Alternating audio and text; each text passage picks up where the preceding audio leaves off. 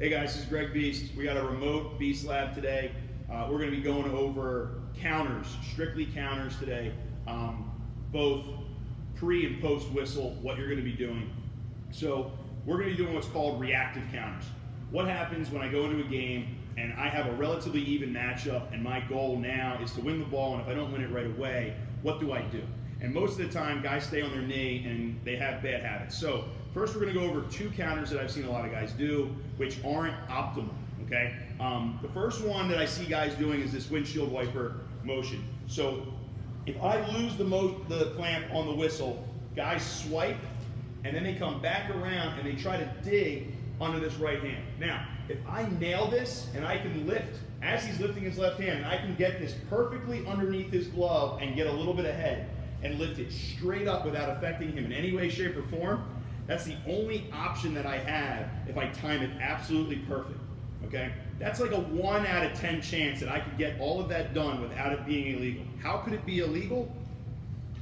Is if I come around and I get anything from the wrist above and I hook him, which happens 80% of the time when we watch this move. And that's why officials are so open to blowing the whistle now on this move, because it's dangerous. We've seen guys get dislocated elbows.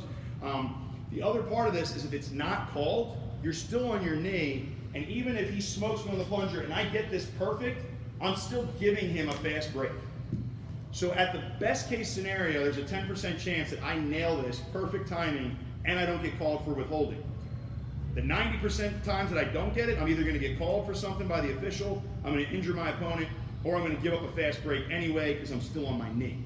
So we want to avoid that counter if we can, because those guys who get to their feet are going to smoke us forward all day. Now, the other counter is kind of outdated. It's almost extinct. It's the jam. We don't want to jam anymore, and here's why.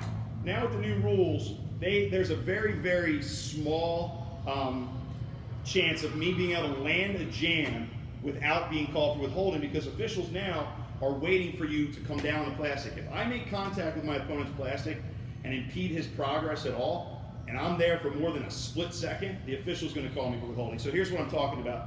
He clamps, I come down, and if I don't get this right away, if I push forward and I get into his plastic and I land on any of these sidewalls, the official's most likely going to call it. Now, that's the illegality part of it, but now let's look at it from a functional standpoint. Even if I don't get called for it and I jam him, all he has to do is swing his left hand forward, and then it's an easy win for him. I don't have control over where I go because my hands aren't on the ground. I'm trying to jam into the ball, so he can spin me with a second move, clamp, punch, and then I'm spun right off the ball. So what can we do that's functional? With the new rules, okay, you can't have the ball in the back of the stick, and you cannot take more than one step after you have clamped the ball. So our options are a little bit more wide open now. They're more athletic. So the first option is a reactionary move. If he's a plunger guy and he lifts his left hand on the whistle, I go for it, I lean in, and I just continue my motion, and now I lift my right hand right in between his hands here and lift straight up. And now, if he's a guy who stays on his knee, he's done for because the ball's going to land here and I'm on my feet and I can get it. If he gets to his feet and he's a guy who uses his pro hop, I step, and as he tries to pull it out, I lift, I go right into his face, and then I can scoop the ball. If the ball stays in his stick, it's a procedure, so it's a win-win. At the very least, I have followed my momentum on the clamp. So I'll go in, follow my momentum, step towards his chest, and lift in between the hands. We don't want to lift the left hand only because that'll open the back door.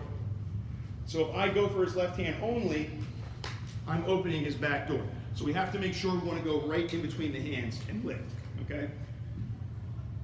The other option, if he's a clamp first guy and he's good at getting to his pro hop, is simply following his helmet, okay? And this is all athleticism, getting to our feet right after the whistle. He's going to win with a clamp. I'm going to step, and my goal, he gets one step, and then he's got to pop it out. My goal is not to come down here. I see athletes all the time come down here. I'm giving him exits by doing that. I'm going to stay up here because he has to pop the ball out eventually anyway, and I'm going to follow him wherever he rotates, and then when he pops it out, that's when I attack and take the ball. So those are our two reactionary options, and those are really, honestly, the only two you need.